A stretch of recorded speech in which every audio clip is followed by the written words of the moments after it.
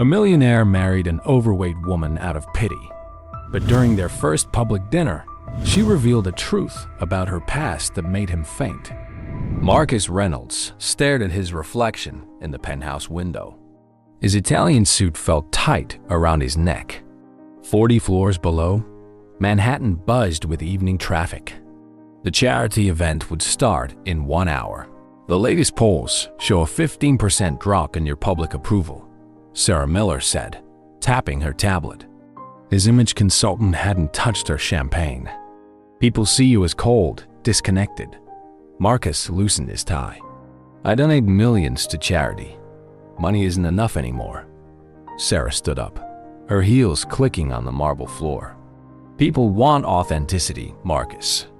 Human connection. The elevator dinged. The catering staff rolled in steel carts of appetizers. Marcus checked his watch. $100,000 of Swiss engineering. The guest list? He asked. 200 of New York's elite, plus the scholarship recipients and their teachers. Sarah handed him a folder. Maybe try talking to them this time. Actually talking, Marcus grunted. The first guest would arrive soon. He needed this event to work. The board was watching. The elevator opened again. A group of teachers walked in, led by a large woman in a simple black dress. She smiled at everyone. Her students trailed behind her, eyes wide at the penthouse view. That's Julia Thompson, Sarah whispered. She runs the after-school program we sponsor. Marcus watched Julia help a small boy with his tie. Her hands were gentle. The boy beamed at her. Did you hear about her? A socialite's voice carried across the room. Size of a house. But they say she's brilliant with the kids. Such a shame, her friend replied. With her mind, you'd think she'd take better care of herself. Marcus's stomach tightened. He remembered the whispers in high school hallways. Fat kid. Nerd. Try harder. Sir? The event coordinator appeared at his elbow. We're ready to begin. The room filled with diamonds and designer labels. Julia stood by the window, pointing out landmarks to her students. No one approached her group. Sarah touched Marcus's arm. This is exactly what I mean. Your image needs. Marcus watched Julia laugh at something a student said. Her whole face lit up. I have an idea, he said. Sarah raised an eyebrow. What if I showed them a different side of me? Marcus straightened his tie. Something unexpected. Something humanitarian. I'm listening.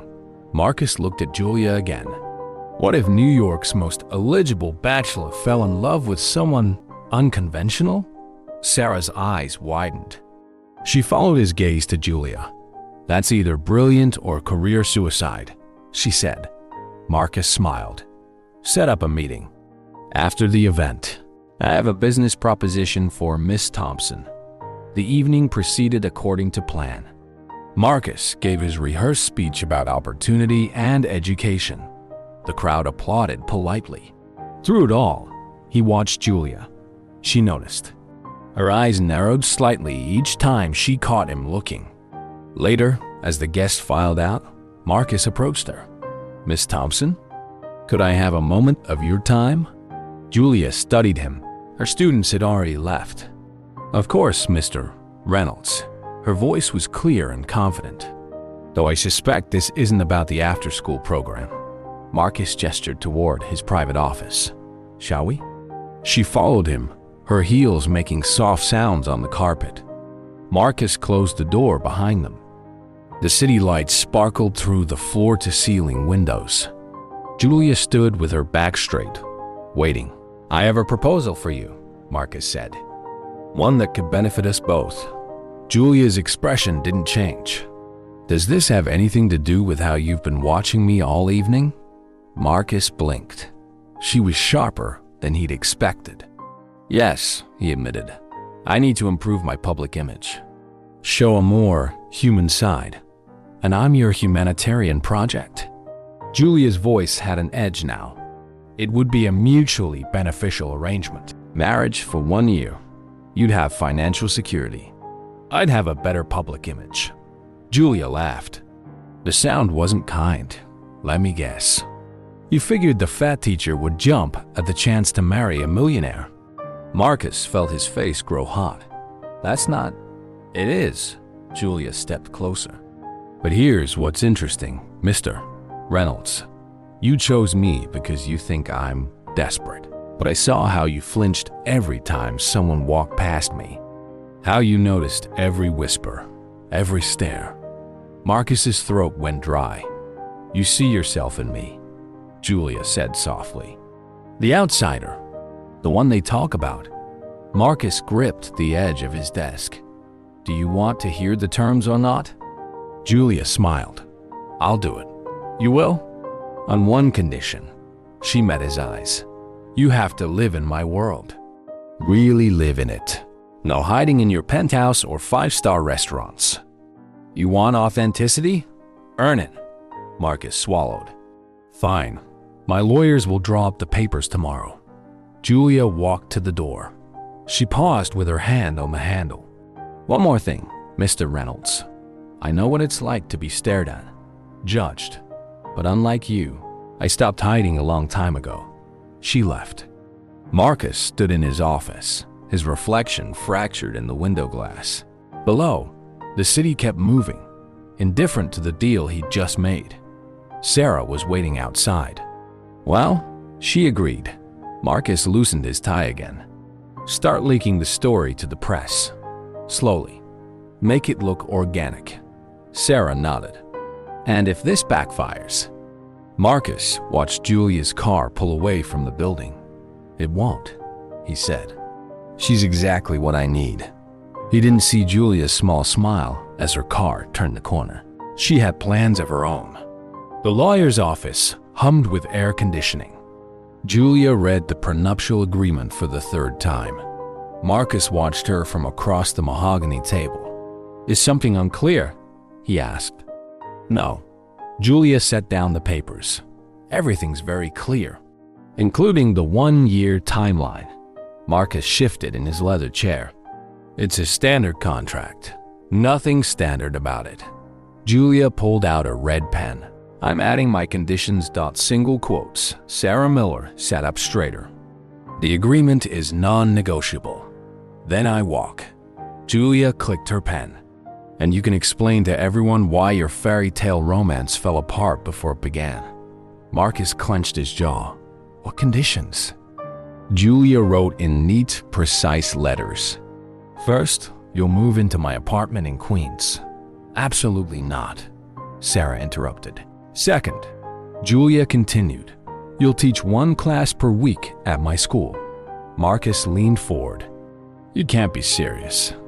Third, no luxury cars, no private jets, no escape hatches. Julia looked up. You want authentic? This is it. This wasn't the deal, Marcus said. No, your deal was to parade me around like a charity case. Julia pushed the papers toward him. My deal is to show you what real life looks like. Marcus read her additions. His face paled. I have board meetings. Business obligations. Keep them. But the rest of your time? You're living in my world. Sarah touched Marcus's arm. We can find someone else. No. Marcus grabbed a pen. We've already leaked the story. This has to work. He signed. Julia added her signature. When do we start? Marcus asked. Tonight. Pack whatever fits in 1 suitcase. Julia stood up. And wear something that won't get ruined on the subway. Sarah's phone buzzed. TMZ already has the engagement story. It's trending. Marcus loosened his tie. What have I done?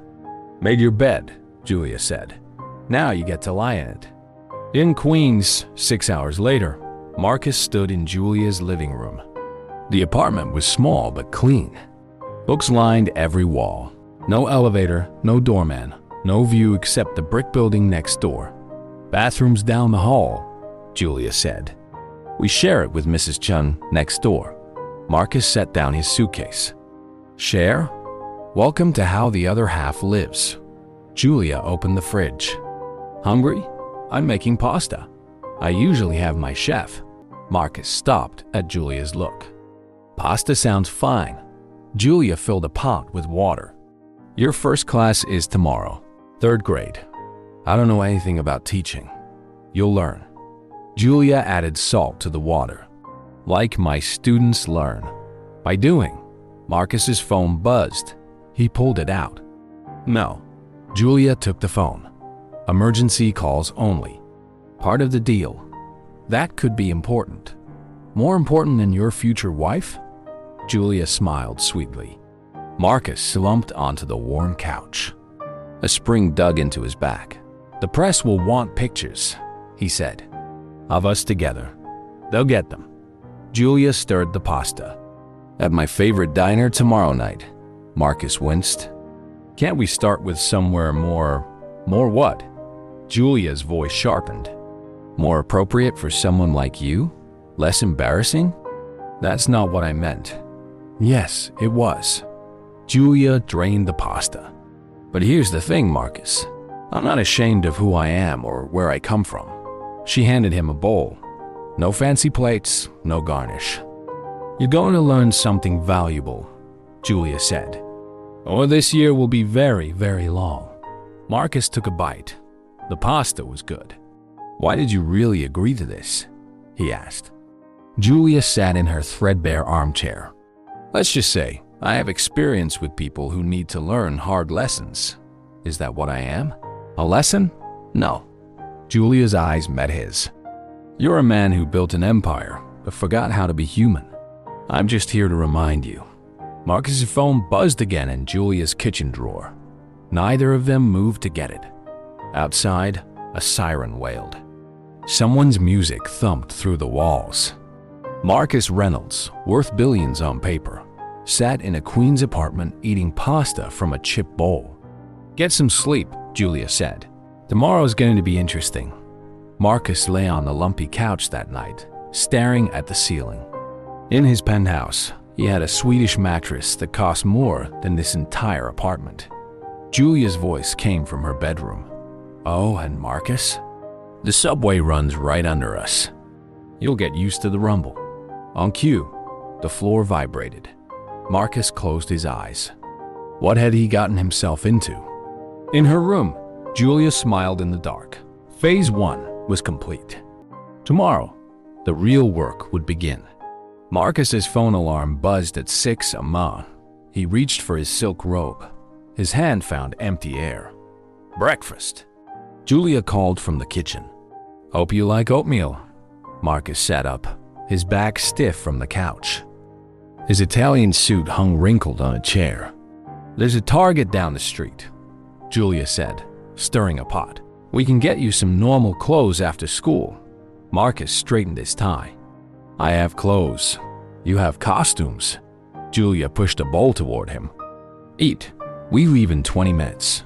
The oatmeal was plain. No fresh berries, no honey drizzle. The press wants to know where we're having dinner, Marcus said. Joe's Diner, 7 p.m. Julia rinsed her bowl. Wear what you're wearing now. It'll make a better story. The subway was packed. Marcus stood pressed between a construction worker and a woman with 3 kids. His shoes, Italian leather, hand-stitched, got stepped on twice. 4 more stops, Julia said cheerfully. At the school, children swarmed the hallways. Marcus pressed against a wall of artwork. Paper plates turned into faces smiled at him. Mr. Reynolds? A small voice said. Are you really marrying Miss Thompson? Marcus looked down. A girl with braids stared up at him. Yes, he said. Good. The girl nodded. She's the best teacher ever. But she's sad sometimes. Before Marcus could respond, Julia appeared. Carmen, the bell rang. She touched the girl's shoulder. Go on. The day passed in a blur. Marcus watched Julia teach. She moved around the classroom with confidence, answering questions, solving conflicts. The children gravitated toward her. At lunch, she sat with her students instead of the teachers. Why do you do that? Marcus asked later. Some of them don't have anyone to eat with. Julia graded papers. Small things matter. Evening came. Marcus's phone had 30 missed calls. Ready? Julia stood at the apartment door. For a diner? Marcus tried to smile. How bad can it be? Joe's diner sat under elevated train tracks. The windows were grimy. Inside, vinyl booths cracked with age. Cameras flashed outside. Word had gotten out. Our table's in the back, Julia said. They sat. The menu had laminated pages stuck together with syrup. What's good here? Marcus asked. Everything. Julia didn't open her menu. I recommend the meatloaf. The waitress recognized Julia. They chatted like old friends. Your usual, hon? She turned to Marcus. And for the millionaire? Marcus felt his face heat. The meatloaf. More cameras appeared outside. The story was spreading. So, Julia said after the waitress left, ask me something real. What? You're marrying me. Try asking something that matters. Marcus shifted in the sticky booth. Fine. Why teaching? Better. Julia sipped her water. I had a teacher once. Mars Ramirez. I was 12, severely depressed, eating my feelings. The other kids were cruel. Marcus tensed. She saw me, Julia continued. Not my size. Not my problems. Me. She gave me books. Challenged me to think bigger than my bullies. The waitress brought their food. Steam rose from thick slices of meatloaf. One day, Julia said, I realized I could be that person for someone else. That's why I teach. Marcus cut his meatloaf. It smelled good. Your turn, Julia said. My turn? Tell me something real. Why this whole plan? The truth. Marcus chewed slowly. Through the window, cameras kept flashing. The board wants to replace me, he said finally. Too cold, they said. Bad for the company's image. That's what, not why. Julia leaned forward. Try again. Marcus gripped his fork. You saw the articles. Tech CEO with a heart of ice. The man who has everything but feels nothing. Getting warmer. They're right. The words rushed out. I built everything around me to keep people away. The money, the penthouse, all of it. Julia nodded. Because Marcus stared at his plate. The diner sounds faded. I was that kid too, he whispered. The one they laughed at. Fat, awkward, too smart for my own good. Julia's eyes softened. What happened? Summer after junior year, crash diet. Started running. Got into coding. Made my first million at 19 and never dealt with any of it. Marcus looked up. Julia's face showed no pity, only understanding. The boy who got laughed at, she said quietly. He's still running, isn't he? The diner went silent. Marcus felt dizzy.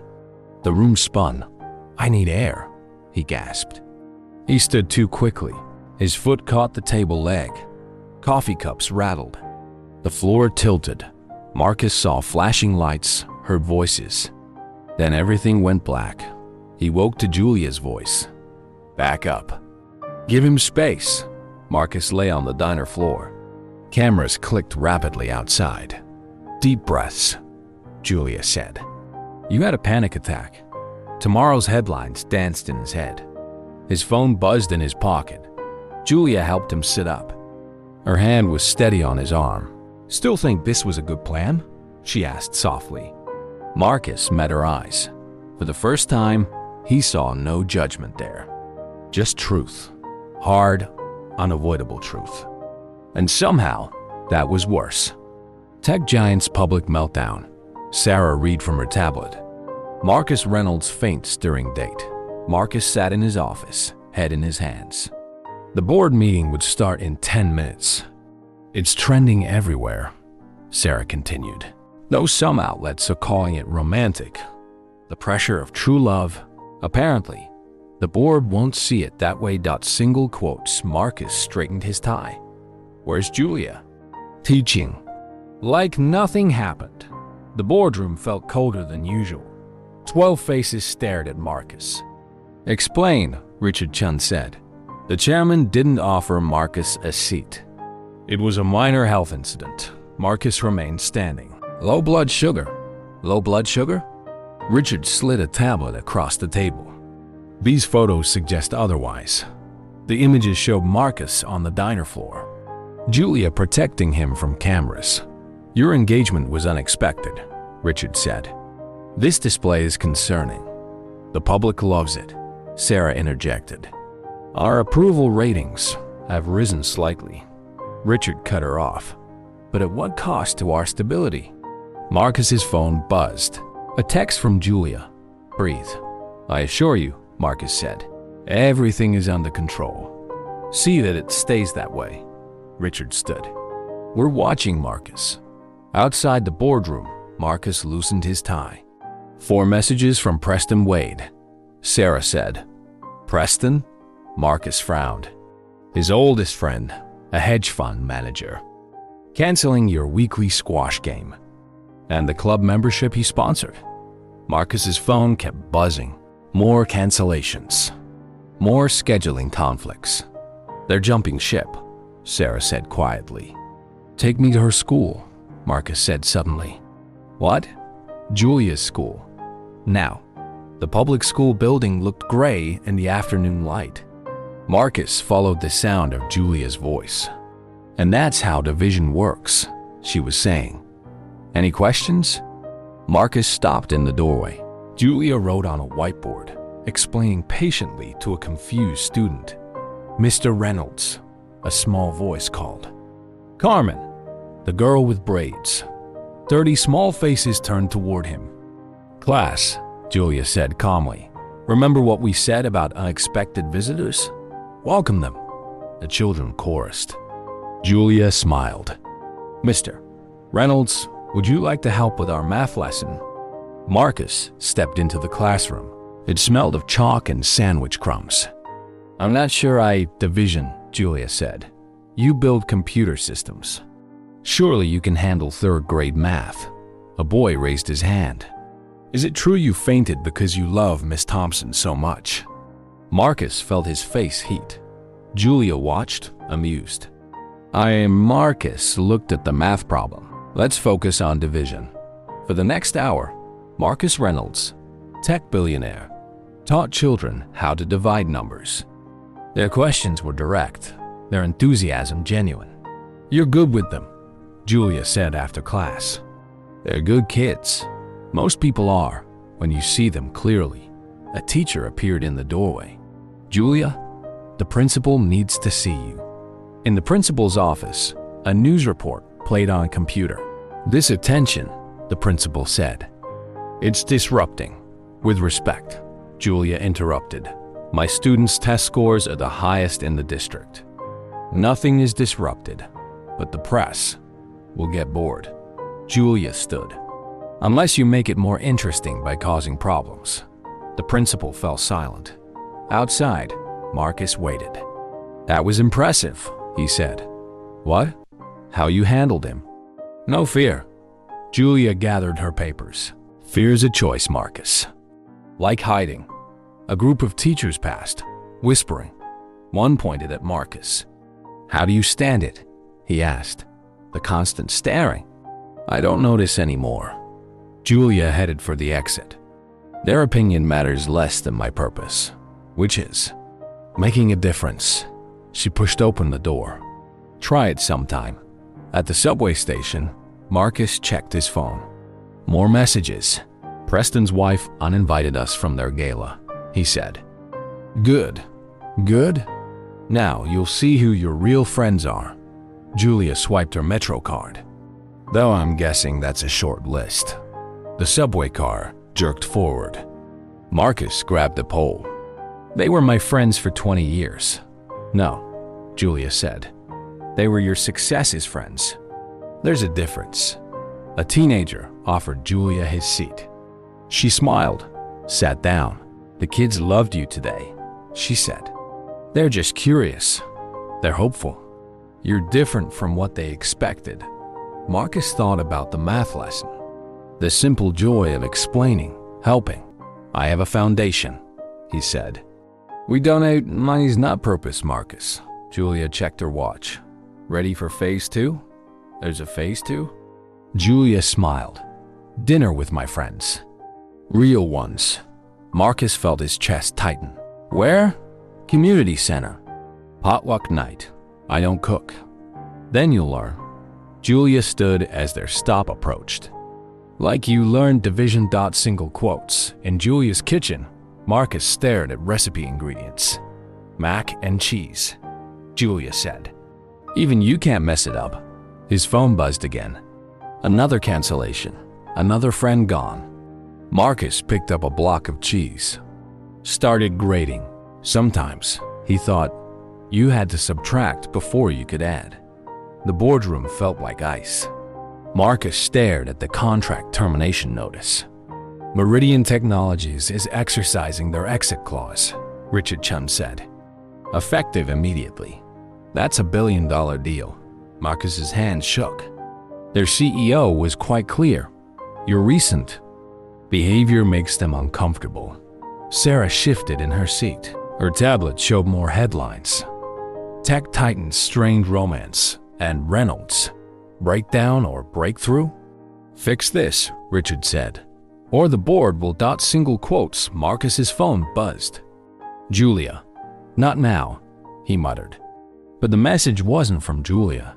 It was from her lawyer. What? Sarah asked, seeing his face. Marcus stood up. Meeting's over. He found the document in his office desk. The prenup addendum, hidden under contracts. 1 year, then a clean break. No obligations. His office door opened. Julia stood there. Looking for something? She asked. Marcus's throat went dry. How did you... Your secretary. Julia stepped in. She has a conscience. Unlike you. She held up her phone. Photos of the document. Julia, don't. Her voice was ice. A year? That was your plan? I can explain. Explain what? How you were going to dump me after getting what you needed. Marcus reached for her arm. She stepped back. My students saw those pictures, Julia said. They think you love me. Their teacher. The fat woman no one wanted.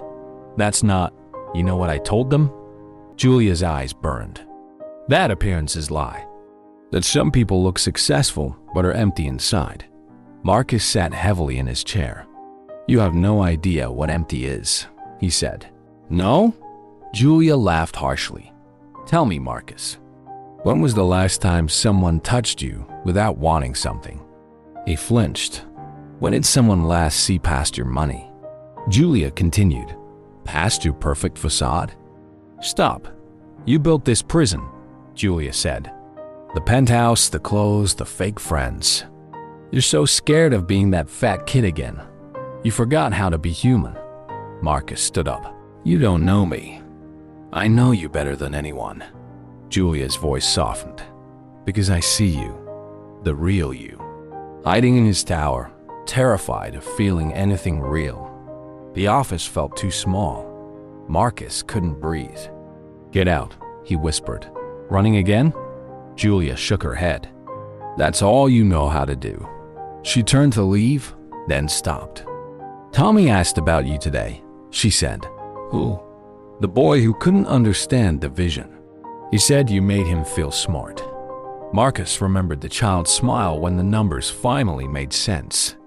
One real moment, Julia said. That's all it takes. But you'd rather have your exit clause. She left. Marcus stared at the document in his hands. His phone buzzed. Sarah, Preston Wade is giving interviews, she said. It's bad. Marcus clicked the link. His old friend's face filled the screen. Marcus Reynolds is having a breakdown, Preston said. The man I knew would never. Marcus threw his phone. It shattered against the wall. The intercom buzzed. Sir? A student is here to see you. What? Says his name is Tommy, from Miss Thompson's class. Marcus ran his hands through his hair. Send him in. Tommy shuffled into the office, clutching a paper. Ms. Thompson helped me with more division, he said. I got an A. He held out the test paper. Red marks showed perfect scores. She said you'd want to see, Tommy continued. Because you helped single quotes, Marcus took the paper, stared at the careful numbers. Is it true? Tommy asked. What they're saying? What are they saying? That you don't really love Miss Thompson, and it's all pretend. Marcus looked at the boy's earnest face. At the test paper. He stopped. Tommy waited. I don't know what love is, Marcus said finally. Miss Thompson says it's when you care more about someone else than yourself. Marcus felt something crack in his chest. She said that? Tommy nodded. Today, when she was crying, the crack widened. She was crying?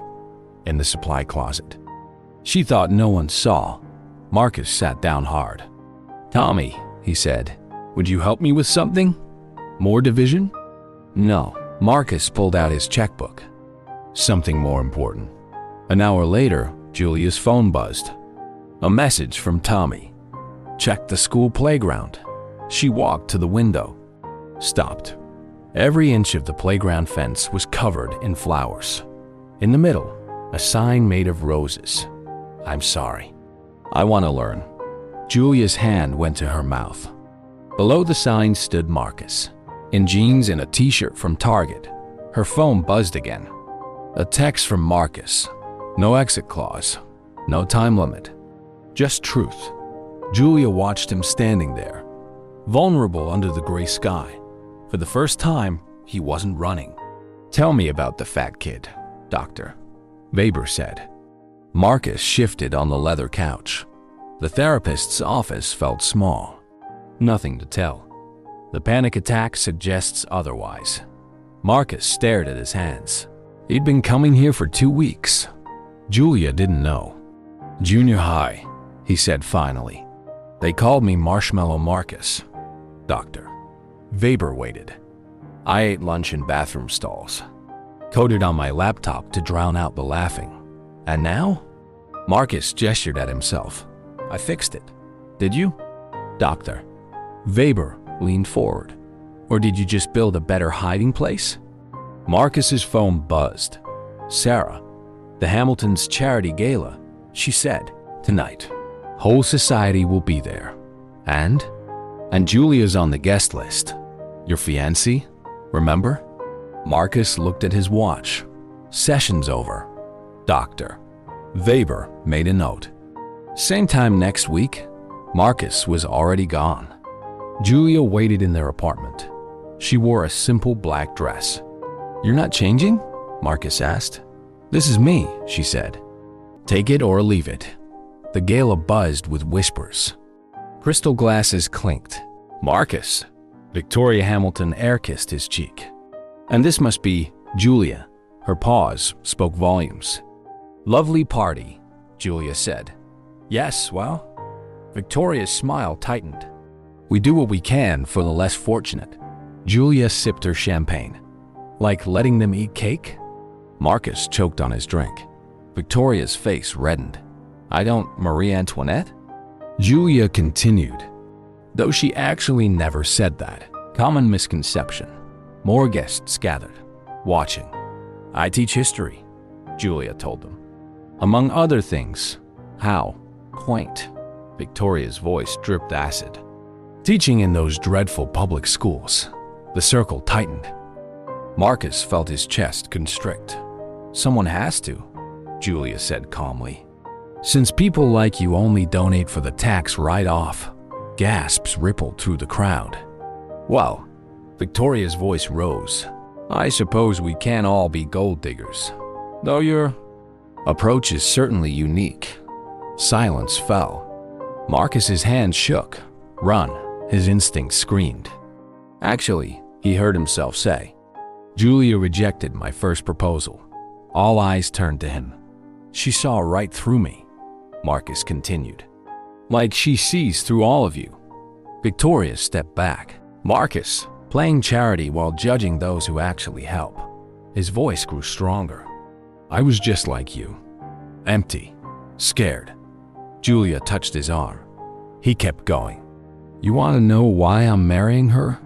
Marcus faced the crowd. Because she's real.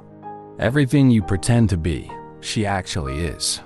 You're having a breakdown, Victoria said. Preston was right. Preston's a coward, Marcus snapped.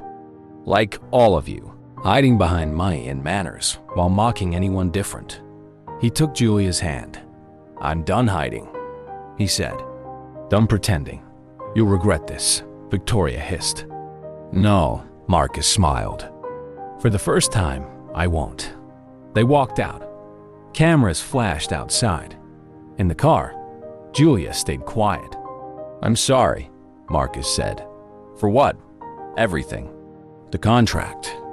The lies. Julia studied him. You're seeing someone. What? Therapist. I can tell. Marcus stared. How? You're facing things. Finally, they rode in silence. I meant it, he said. What I said in there. I know.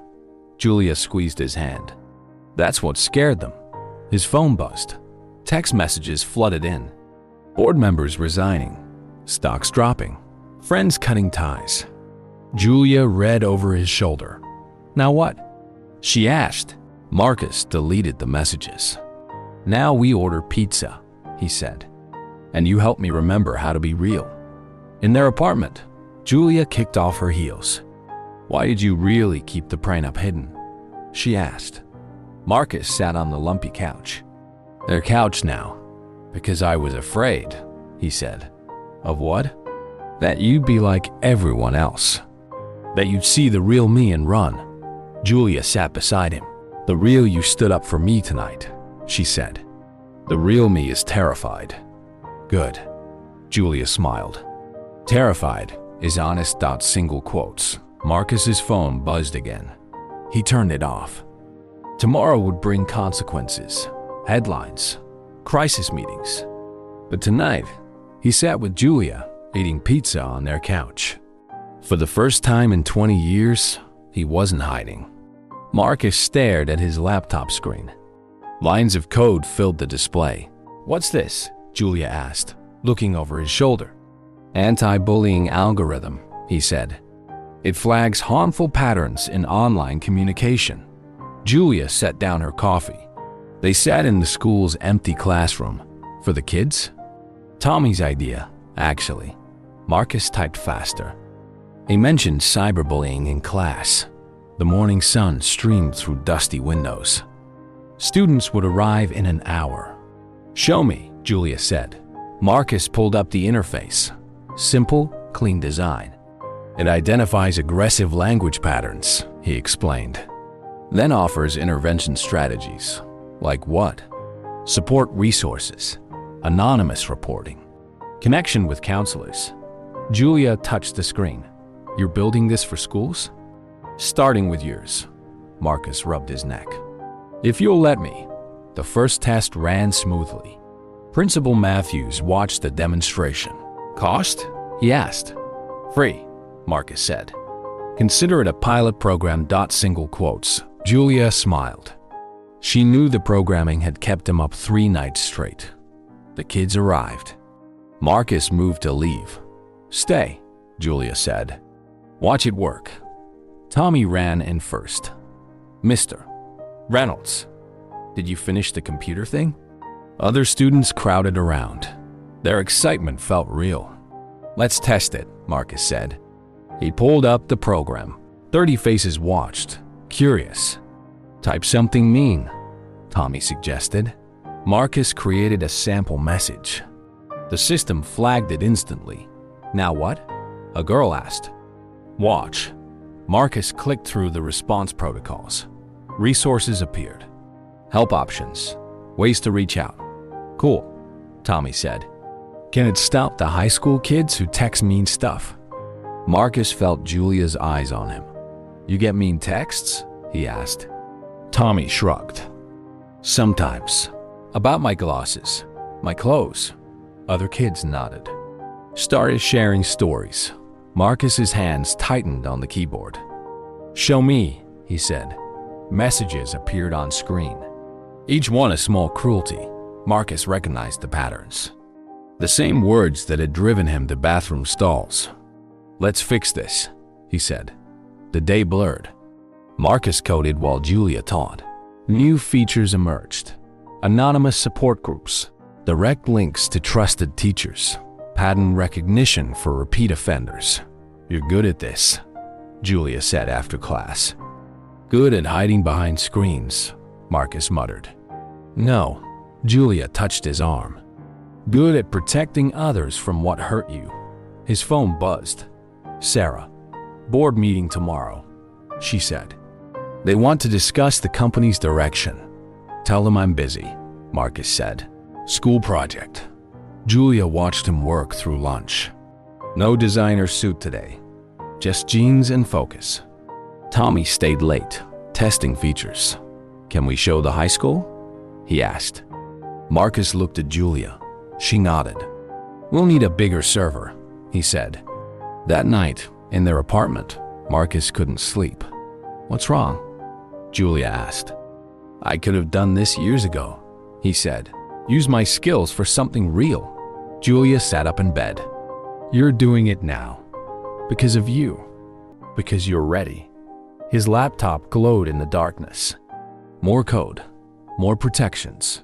The board wants to replace me," he said. "Let them." Marcus turned. "What?" "You've found your purpose," Julia said.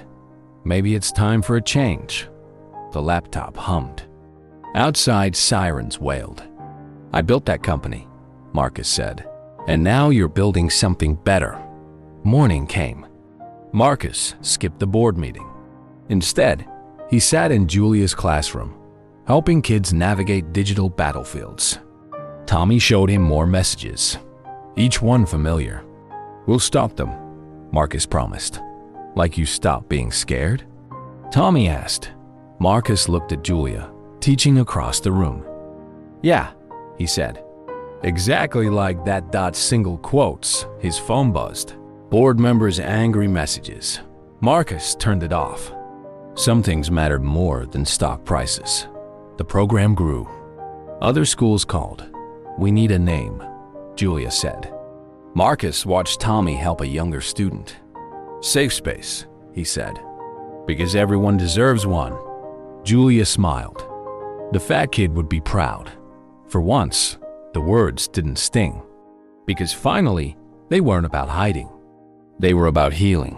The moving truck looked small outside Marcus's penthouse. "That's all you're keeping?" Sarah asked. Marcus taped another box. "The rest goes to charity.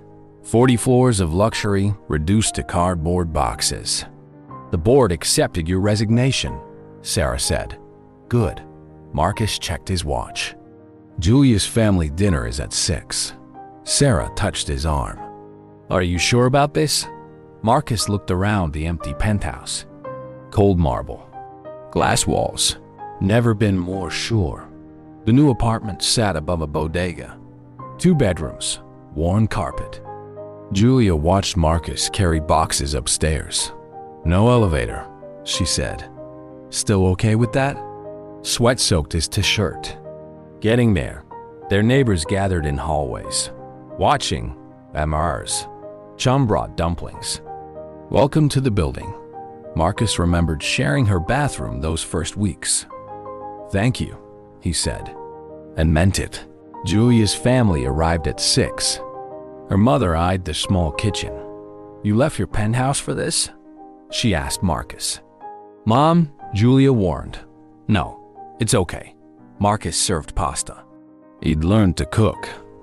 "I left it for her." Single quotes. Julia's father studied him. "The news says you had a breakdown."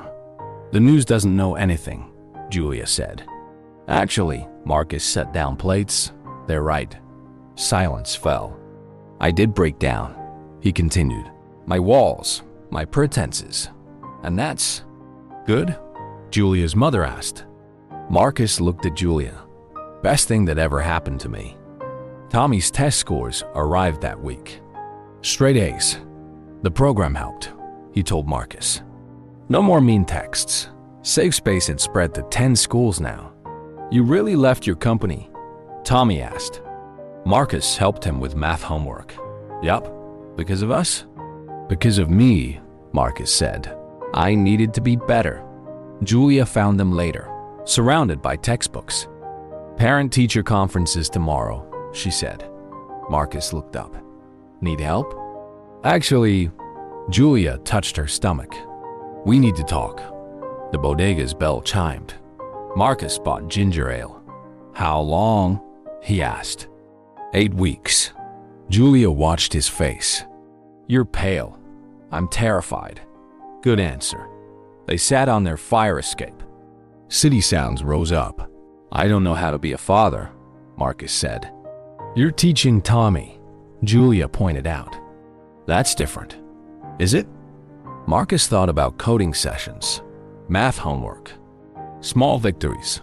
I'm not that guy anymore, he said. Which guy? The one who hides, runs. Julia took his hand. I know. Old friends called. Heard the news. Come back, they said. Start over.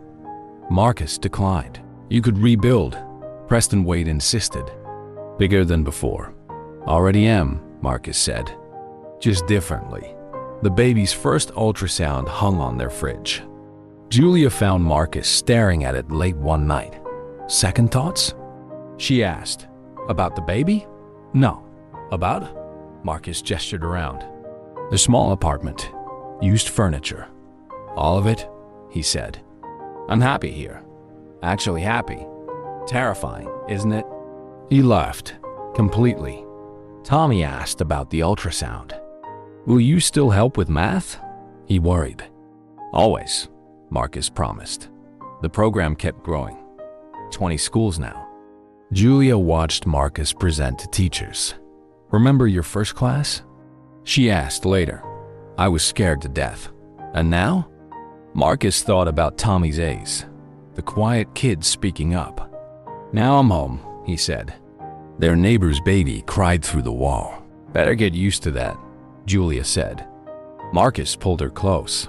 I can't wait. Sarah visited. Stared at the small space. You really live here?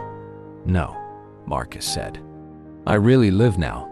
The morning sickness hit Julia hard. Marcus learned to make tea, hold her hair. Still think I'm your charity case? She asked once.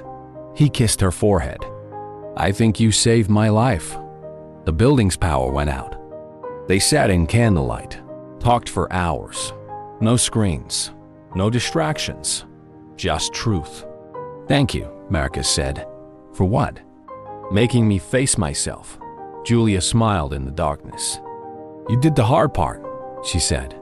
We both did. Outside, the city hummed. Inside, Marcus Reynolds slept soundly. No more hiding. No more running.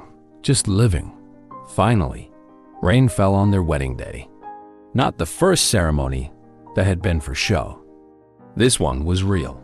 The school gymnasium filled with students, teachers, neighbors. No press. No cameras. Just truth. You're fidgeting, Tommy said. He held the rings. Marcus straightened his tie. Target's finest. Nervous? Terrified, Marcus admitted. Tommy grinned. Good answer.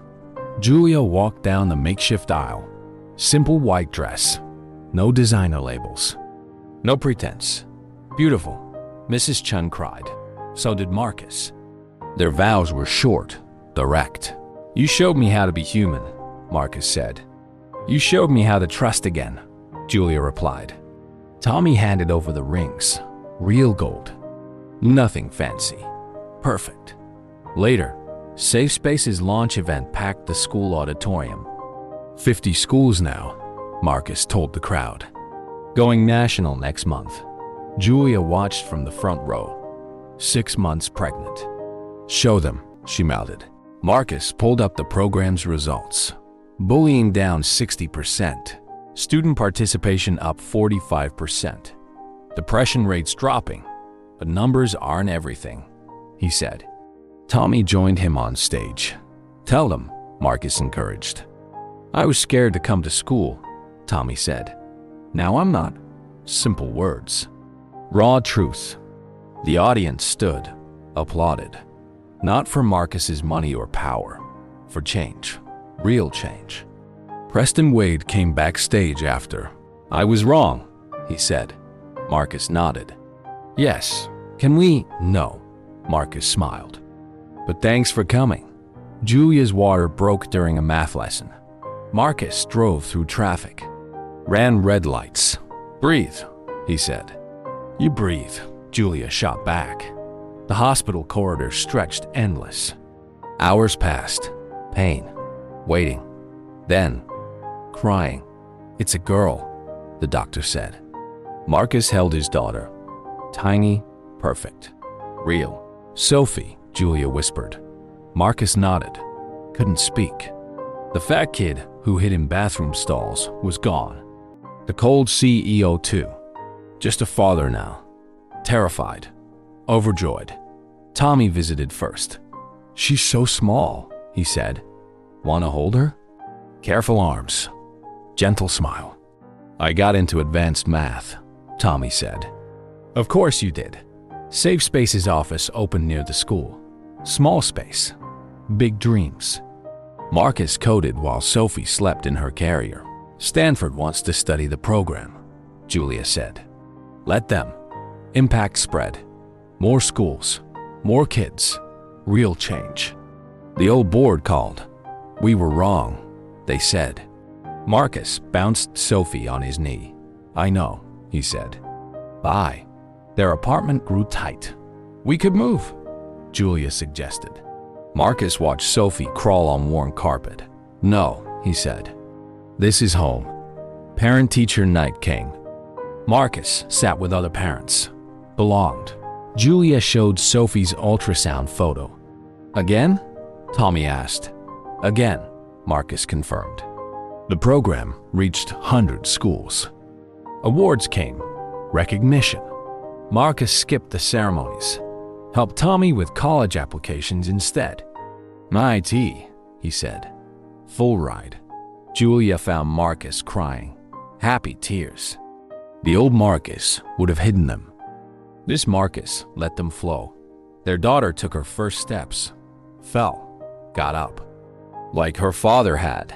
"Remember the prenup?" Julia asked one night. Vaguely. "Liar." Marcus kissed her. "Best mistake I never made." Tommy graduated. Valedictorian. "Thank you," he told Marcus. For math, for Safe Space, for showing him how to be strong. The press still called sometimes. "Tech Giant's real success story," they wrote. Marcus didn't read the articles. Lived the truth instead. Julia taught her last class before maternity leave. 2 kids, she said. "Ready?" "Terrified," Marcus answered. "Still?" "Always. But a good terrified." Real terrified. The kind that meant living fully. Sophie drew pictures. Stick figures.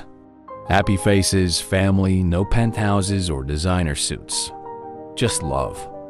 Marcus hung them in his office. Better than any stock certificate. The program reached every state. Going global, Sarah reported. Marcus nodded. But his real pride was smaller. Personal. Tommy's May acceptance. Sophie's first word. Julia's smile. The simple things. True things. A neighbor's kid got bullied. Marcus stayed up all night. New code. Better protection.